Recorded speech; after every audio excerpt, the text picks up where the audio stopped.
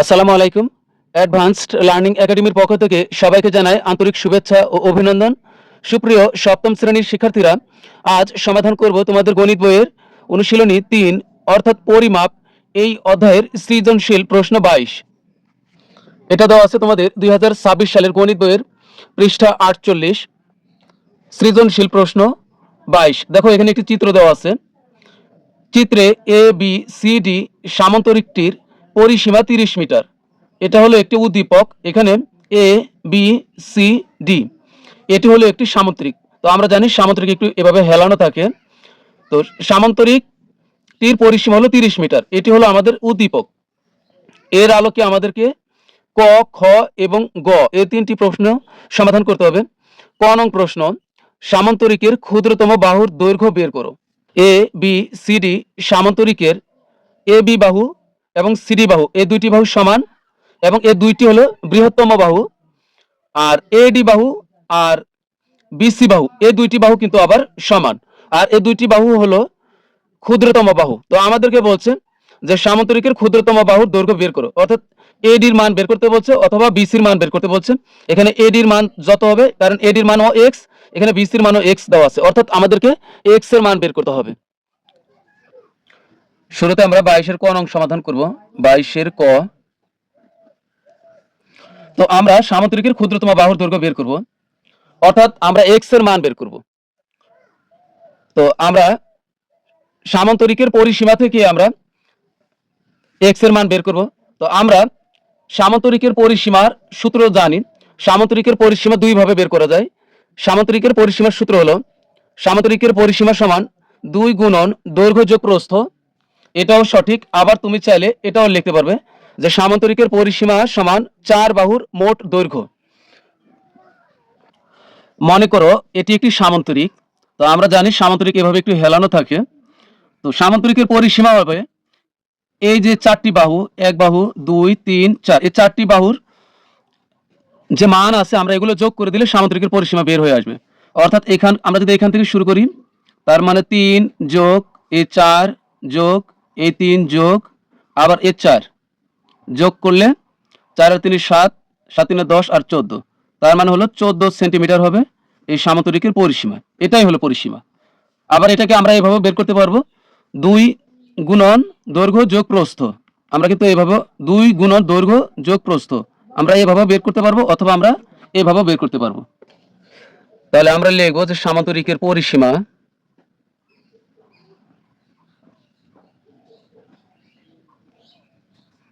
রিকের পরিসীমা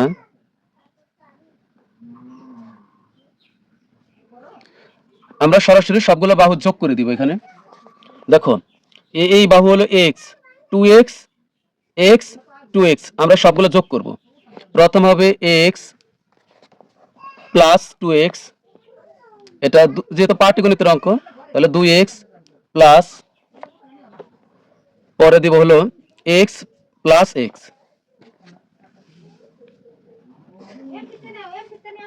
আর পরিসীমা হলে এখানে যেহেতু অঙ্ক এখানে মিটারে দেওয়া আছে পরিসীমা, তাহলে এখানে কিন্তু মিটারই হবে।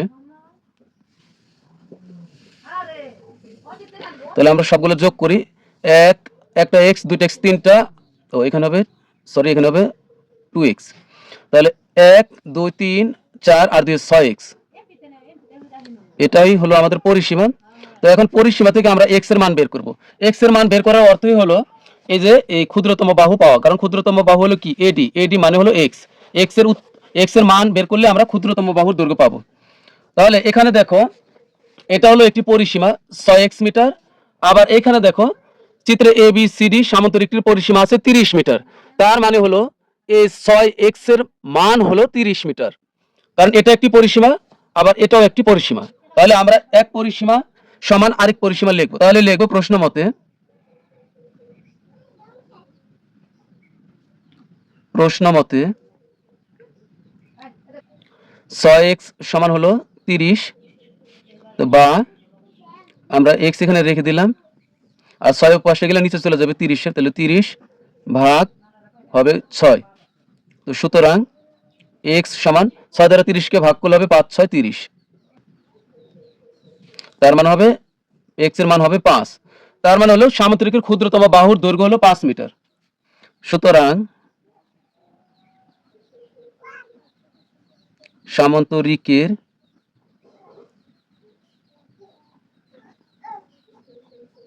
ক্ষুদ্রতম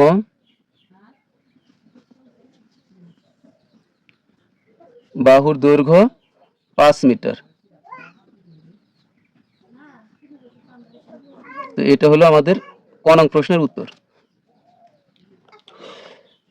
এবার খ নং প্রশ্ন, এডিএফ ত্রিভুজের ক্ষেত্রফল নির্ণয় করো। অর্থাৎ এখানে দেখো এ বি সি ডি একটি সামান্তরিক, আবার এর এই অংশে কিন্তু একটি ত্রিভুজ আছে। ত্রিভুজটি হলো কি এ ডি এফ, এটি হলো একটি ত্রিভুজ। এখন আমাদেরকে বলছে এডিএফ ত্রিভুজের ক্ষেত্রফল নির্ণয় করো। আমরা জানি ত্রিভুজ ক্ষেত্রের ক্ষেত্রফল সমান হাফ গুণন ভূমি গুণন উচ্চতা বর্গ একক। তো এখানে 1/2 মানে কিন্তু হাফ। তো এই ত্রিভুজ ক্ষেত্রের ক্ষেত্রফল বের করতে হলে আমাদেরকে বলছে যে এডিএফ এই ত্রিভুজ ক্ষেত্রের ক্ষেত্রফল বের করতে বলছি। তাহলে এখানে আমাদের লাগবে হাফ, হাফ তো আমাদের সূত্রেই পাবো। তারপরে লাগবে ভূমি, ভূমির মান কিন্তু আমরা জানি না, এখানে ভূমি হলো এফ। আর উচ্চতা, এখানে উচ্চতা হলো এই ডিএফ হলো উচ্চতা, এখানে কিন্তু উচ্চতা 4 মিটার দেওয়া আছে। তাহলে আমাদের নতুন করে লাগবে হলো এফ, এই ভূমির মান লাগবে। এখন দেখো আমি তোমাদেরকে যদি এ ডিএফ এই ত্রিভুজটি অন্য জায়গাতে এখান থেকে কেটে নিয়ে তোমাদেরকে রাফি বোঝাই, তাহলে দেখো এটি এটি হলো সেই ত্রিভুজ এডিএফ। তো আমরা ত্রিভুজ কিন্তু অবশ্যই চিনি, এটি হলো একটি সমকোণী ত্রিভুজ। সবসময় মনে রাখবে সমকোণী ত্রিভুজের এই চিহ্ন থাকে, এই এখানে এই চতুর্ভুজ চিহ্ন থাকবে সমকোণী ত্রিভুজের। আর সমকোণী ত্রিভুজ মানে হলো যে ত্রিভুজের লম্বের সাথের কোণটি 90 ডিগ্রি হবে। অর্থাৎ এই যে এটা কিন্তু লম্ব বা উচ্চতা, এখানের কোণটি হলো 90 ডিগ্রি, তাহলে এটি হলো সমকোণী ত্রিভুজ। যে ত্রিভুজের একটি কোণ 90 ডিগ্রি তাকে সমকোণী ত্রিভুজ বলে। তো সমকোণী ত্রিভুজের কিন্তু একটি সূত্র আছে। আমরা কিন্তু এডিএফ এই সমকোণী ত্রিভুজের এক্স এর মান কিন্তু পেয়েছিলাম। এক্স এর মান কত? এক্স সমান হলো 5 মিটার, এটা কিন্তু আমরা পেয়েছি। তো এখন সমকোণী ত্রিভুজের একটি সূত্র আছে, তো সূত্রটা আমি পরে লিখতেছি। তো এখন আমরা খ নং সমাধান করব। খ নং সমাধানের শুরুতে লিখব যে ত্রিভুজ এডিএফ একটি সমকোণী ত্রিভুজ।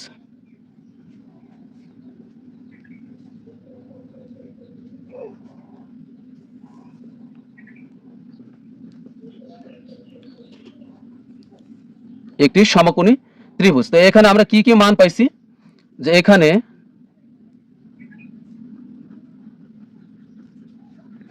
আমরা যে মানগুলো পাইছি তা লিখব যে এডি, এখানে কি এডি বাহু, এডি বাহুর মান কি এক্স, আর এক্স সমান কি 5।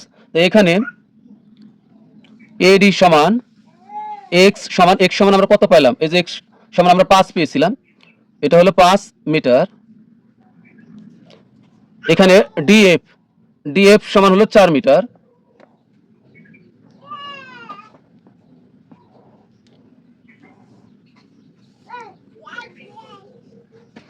তো একটা কথা মনে রাখবো আমরা, এটি যদি একটি সমকোণী ত্রিভুজ হয় তাহলে এটা কিন্তু হলো সমকোণ। সমকোণের বিপরীত বাহু হলো অতিভুজ, মানে যেই বাহুটি সবচেয়ে বড় এটা হলো অতিভুজ। তো এটা কিন্তু হলো অতিভুজ। আর এটা হলো ভূমি,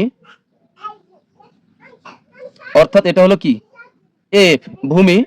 আর এটা উচ্চতা, আবার এটা কি আমরা লম্ব ধরতে পারি, যেহেতু এখন সমকোণী ত্রিভুজ তাহলে আপাতত তুমি উচ্চতা এই কথাটি ভুলে যাও। এখন মনে করো এটা হলো লম্ব, এটা হলো লম্ব, ডিএফ হলো লম্ব। তার মানে এখন এটি যদি একটি সমকোণী ত্রিভুজ হয়, এখন এখানে দেখো আমাদের এই অতিভুজ এডি সমান এক্স, এটার মান আমরা পেয়েছি 5, আর এফ এর মান ভূমি এটা আমরা পাইনি, আর লম্বর মান 4 পেয়েছি। এখন আমরা ভূমির মান লাগবে, ভূমির মান পেলে আমরা হাফ গুণন ভূমি গুণন উচ্চতা এর সূত্র ব্যবহার করতে পারবো। কারণ এই যে ত্রিভুজ ক্ষেত্রের ক্ষেত্রফল হাফ গুণন ভূমি গুণন উচ্চতা, তাহলে হাফ আছে, উচ্চতা 4 মিটার আছে, এখন লাগবে ভূমির মান। তাহলে ভূমির মান আমরা কিভাবে বের করব? ভূমির মান বের করার একটি সূত্র আছে, সমকোণী ত্রিভুজের একটি সূত্র আছে। সূত্রটি হলো এরকম যে যদি তোমার ভূমির প্রয়োজন পড়ে তাহলে সমকোণী ত্রিভুজের সূত্র হলো ভূমি স্কয়ার সমান অতিভুজ স্কয়ার বিয়োগ লম্ব স্কয়ার। আমরা কি করব, যদি আমাদের ভূমির প্রয়োজন পড়ে তাহলে এই অতিভুজ থেকে আমরা এই অতিভুজ স্কয়ার থেকে লম্ব স্কয়ার বিয়োগ করব, আর যদি লম্ব স্কোয়ারের প্রয়োজন পড়ে তাহলে আমরা এই অতিভুজ স্কোয়ার থেকে ভূমি স্কোয়ার বিয়োগ করব।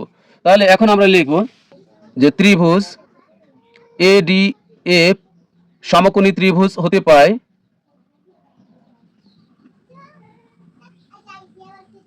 সমকোণী ত্রিভুজ হতে পায় ত্রিভুজ হতে পায়। তো ভূমি স্কোয়ার সমান কি?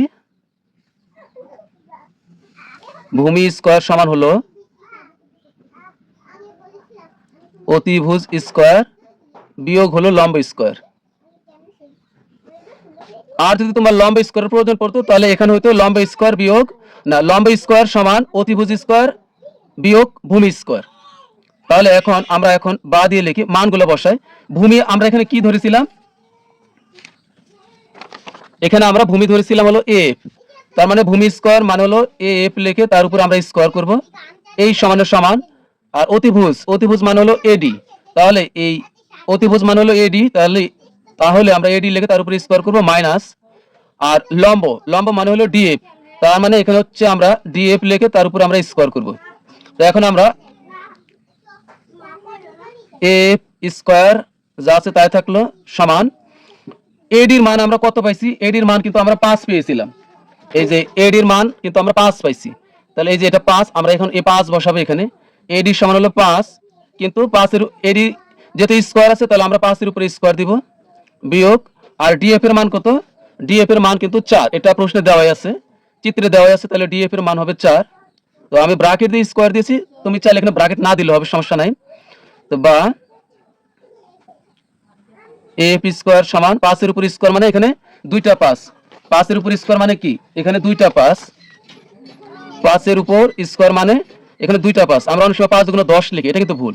5 এর উপর স্কোয়ার মানে যেহেতু 5 এর উপরে পাওয়ার 2, তার মানে এখানে দুইটা 5 আছে, তো দুইটা 5 পাশাপাশি লিখে গুণ করলে হবে 25, তার মানে 5 এর উপর স্কোয়ার মানে হবে এখানে 25। আর 4 এর উপর স্কোয়ার মানে এখানে দুইটা 4 আছে, তো দুইটা 4 পাশাপাশি লিখে গুণ করলে হবে 4 4 16। বা AF স্কোয়ার সমান 25 থেকে 16 বাদ দিলে কত হবে? 9। তো এখন কথা হলো আমরা কিন্তু AF এর মান বের করব। AF মানে কি? AF মানে হলো ভূমি। তো আমাদের তো AF স্কোয়ারের প্রয়োজন নাই, তাহলে আমরা স্কোয়ার উঠাই দিই। তো এই স্কোয়ার উঠানোর কিন্তু একটি শর্ত আছে, শর্তটা হলো আমি এখানে স্কোয়ার উঠাই দিই, AF লিখলাম, স্কোয়ার উঠাই দিলাম। তুমি যখন সমানের বাম পাশের স্কোয়ার উঠাই দিবা তখন সমানের ডান দিকে যে সংখ্যা বা অক্ষর যাই থাকুক না কেন তার উপরে এভাবে রুট হবে। কি বললাম? সমানের বাম পাশে তুমি যদি স্কোয়ার উঠাই দাও, এর বিনিময়ে সমানের ডান পাশে যে সংখ্যা বা অক্ষর যাই থাকুক না কেন তার উপরে এভাবে রুট চিহ্ন বসবে, তো এখানে বাই হবে। তো সুতরাং এবার এফ, আমরা ক্যালকুলেটরে তুমি যদি 9 কে এভাবে রুট করো তাহলে কিন্তু আসবে 3, তার মানে আমরা এফ এর মান পেলাম কত? এখন 3 পেলাম। এই যে এফ সমান আমরা 3 পেলাম, তার মানে এটা হলো ভূমি, তার মানে ভূমি পেলাম আমরা 3। তো এখন আমরা সূত্র ব্যবহার করব, তো আমি জায়গা নেই এই সাইডে করতেছি। তাহলে আমরা এখন বের করব ত্রিভুজ ADF এর ক্ষেত্রফল। ত্রিভুজ ADF এর ক্ষেত্রফল,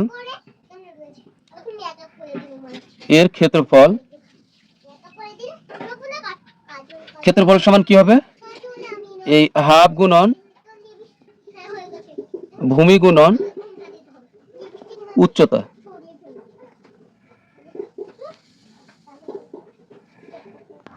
তো এখানে দেখো হাফের মান হাফ গুণ ভূমি কত? তো এখানে ভূমি হলো AF, ভূমি AF সমান হলো 3 মিটার, তাহলে 3 গুণ উচ্চতা, এটা কিন্তু হচ্ছে ADF, একসাথে এটা লম্ব, আবার একই সাথে এটা হলো, যদি এটাকে তুমি সমকোণী ত্রিভুজ ভাবো তাহলে ADF হবে লম্ব, আবার তুমি যদি ত্রিভুজের ক্ষেত্রফল বের করো তখন কিন্তু ADF এটা হবে তোমার উচ্চতা, তার মানে উচ্চতা হলো 4 মিটার, তাহলে এখানে হবে উচ্চতা 4, আর এখানে কিন্তু হবে তোমার বর্গ মিটার, তার মানে উচ্চতা আর লম্ব কিন্তু একই, বর্গ মিটার। তাহলে এখানে আমরা কত পেলাম? এই 2 দ্বারা যদি আমরা 4 কে কাটি তাহলে হবে 2, আর এখানে দেখো 3 গুণন 2 আছে, তাহলে 3 আর 2 গুণ করলে হবে 6 বর্গ মিটার, 6 বর্গ মিটার। তাহলে এটা হলো আমাদের খ নং প্রশ্নের উত্তর। এবার গ নং প্রশ্ন, চতুর্ভুজ বি সি ডি এফ এর ক্ষেত্রফল কত বর্গ সেন্টিমিটার তা নির্ণয় করো। তো এতক্ষণ কিন্তু আমরা অঙ্ক করেছি মিটার বা বর্গ মিটারে, কিন্তু আমাদের সর্বশেষ উত্তরটি চেয়েছে বর্গ সেন্টিমিটারে। তো এখানে এই চিহ্নটি হলো চতুর্ভুজ। তো এখানে দেখো এই যে B B C D F, অর্থাৎ বি সি ডি এফ, শুধুমাত্র আমাদেরকে এতটুকুর মান বের করতে বলছে। আমাদেরকে শুধুমাত্র এই যে বি সি ডি এফ এতটুক অংশের ক্ষেত্রফল কত তা আমাদের বের করতে বলা হয়েছে। এজন্য প্রথমে আমরা এ বি সি ডি এই সম্পূর্ণ যে সামান্তরিক এর ক্ষেত্রফল বের করব। এরপর আমরা এ বি সি ডি এই সামান্তরিকের ক্ষেত্রফল থেকে আমরা যেহেতু এ ডি এফ এই ত্রিভুজের ক্ষেত্রফল পেয়েছি, তাহলে আমরা এ ডি এফ এই ত্রিভুজের ক্ষেত্রফল আমরা বিয়োগ করে দিব। এই সম্পূর্ণ এ বি সি ডি এর ক্ষেত্রফল থেকে এ ডি এফ এই ক্ষেত্রফলটি আমরা বিয়োগ করলেই আমরা পেয়ে যাব বি সি ডি এফ এই চতুর্ভুজের ক্ষেত্রফল। এখন আমরা কি করব, এ বি সি ডি সামান্তরিকের ক্ষেত্রফল বের করব। এ বি সি ডি সামান্তরিকের, আমরা জানি সামান্তরিকের ক্ষেত্রফল হলো ভূমি গুণন উচ্চতা। তাহলে এ বি সি ডি সামান্তরিকের ভূমি কি আর উচ্চতা কি এটা আমাদেরকে লিখতে হবে। তাহলে লিখব এ বি সি ডি সামান্তরিকের ভূমি এ বি সমান, এখানে হচ্ছে এই যে সামান্তরিকের ভূমি এ বি সমান হলো 2x মিটার সমান, আমরা কিন্তু মান পেয়েছি, তো এটা 2 হবে, তো 2 গুণন x এর মান কত, x এর মান হলো 5, কারণ 2 এর সাথে x গুণ অবস্থায় আছে, তার মানে হবে এত মিটার সমান হবে 10 মিটার, 5 দুগুণ 10। আবার এটা কিন্তু আমরা ভূমি পেলাম, এখন লাগবে উচ্চতা। তো এটাই কিন্তু উচ্চতা, ডিএফ হলো উচ্চতা 4 মিটার। তো সামান্তরিকের উচ্চতা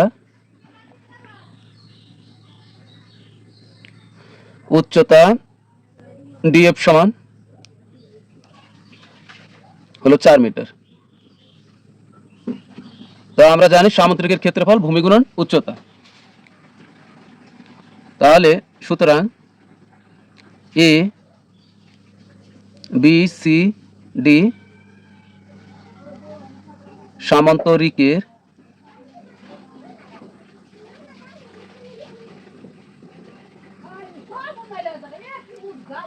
ক্ষেত্রফল তাহলে কত হবে, আমরা একবারই লিখলাম। তো এখানে হচ্ছে ভূমি গুণন উচ্চতা, তাহলে ভূমি কিন্তু 10 মিটার, তো 10 আর উচ্চতা হলো 4 মিটার, তাহলে এখানে কিন্তু হবে বর্গ মিটার। তুমি চাইলে এখানে সূত্র লিখতে পারবে ভূমি গুণন উচ্চতা, আবার না লিখলেও সমস্যা নেই। তাহলে এখানে কত হবে, 440 বর্গ মিটার। তো এখন আমরা কিন্তু পেয়ে গেলাম এবিসিডি সামান্তরিকের ক্ষেত্রফল। তো এখন আমরা উত্তর বের করতে হলে এই 40 বর্গ মিটার থেকে আমরা বিয়োগ করব হলো এই যে খ নং প্রশ্নে পেয়েছিলাম ত্রিভুজ এডিএফ এর ক্ষেত্রফল, অর্থাৎ আমরা এখন পেলাম হলো এবিসিডি সামান্তরিকের ক্ষেত্রফল, এটার থেকে আমরা বিয়োগ করব খ নং এ যে পেয়েছিলাম ত্রিভুজ এডিএফ এর ক্ষেত্রফল, এটা বিয়োগ অর্থাৎ 6 আমরা বিয়োগ করব, তাহলেই আমরা পেয়ে যাব চতুর্ভুজ বিসিডিএফ এর ক্ষেত্রফল। সুতরাং চতুর্ভুজ বি সি ডি এফ এর ক্ষেত্রফল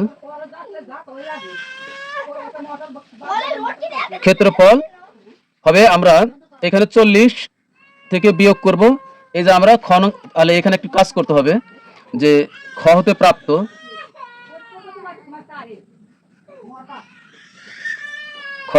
প্রাপ্ত এখানে একটু এটা আমরা লিখে দিব যে খ হতে প্রাপ্ত ত্রিভুজ এডিএফ এর ক্ষেত্রফল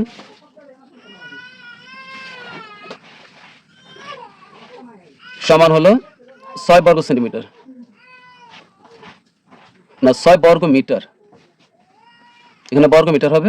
তো সুতরাং চতুর্ভুজ বিসিডিএফ এর ক্ষেত্রফল হবে এই যে 40 বিয়োগ এ হলো এই 6, এখানে এটাও বর্গ মিটার এটাও বর্গ মিটার, তাহলে এখানে হবে বর্গ মিটার। তো বিয়োগ করলে হবে আমাদের 34, 40 থেকে 6 বিয়োগ করলে হবে 34 বর্গ মিটার এখন আমাদের কাজ শেষ, তবে এখানে একটি ব্যাপার দেখুন, আমাদের উত্তরটা কিন্তু চেয়েছিল চতুর্ভুজ বি সি ডি এফ এর ক্ষেত্রফল চেয়েছিল বর্গ সেন্টিমিটারে, কিন্তু আমরা পেয়েছি বর্গ মিটার। এখন বর্গ মিটারকে আমরা বর্গ সেন্টিমিটার বানাবো। তো বর্গ মিটার বড় আর বর্গ সেন্টিমিটার হলো ছোট, তো বড় থেকে ছোটতে গেলে আমাদেরকে গুণ করতে হবে। তো এখানে আমরা একটু সাইডে লিখি। তো এখানে হচ্ছে 34, আমরা জানি 10,000 বর্গ সেন্টিমিটার সমান হলো 1 বর্গ মিটার। এই যে আমরা জানি 10,000 বর্গ সেন্টিমিটার সমান হলো 1 বর্গ মিটার। তাহলে এখানে এই যেহেতু বর্গ মিটার বড় আর বর্গ সেন্টিমিটার হলো ছোট, তো বড় থেকে ছোটতে গেলে আমরা গুণ করব। তাহলে এখানে আমরা গুণ করব হলো 10,000 একক দশক শতক হাজার, 10,000 বর্গ সেন্টিমিটার সমান 1 বর্গ মিটার। যেহেতু 10,000 দিয়ে গুণ করেছি, তাহলে এখানে আর বর্গ মিটার লেখা যাবে না, এখন এখানে লিখতে হবে বর্গ সেন্টিমিটার। তাহলে এখানে 34 থেকে 34, এরপরে 1 2 3 4 শূন্য, এত বর্গ সেন্টিমিটার।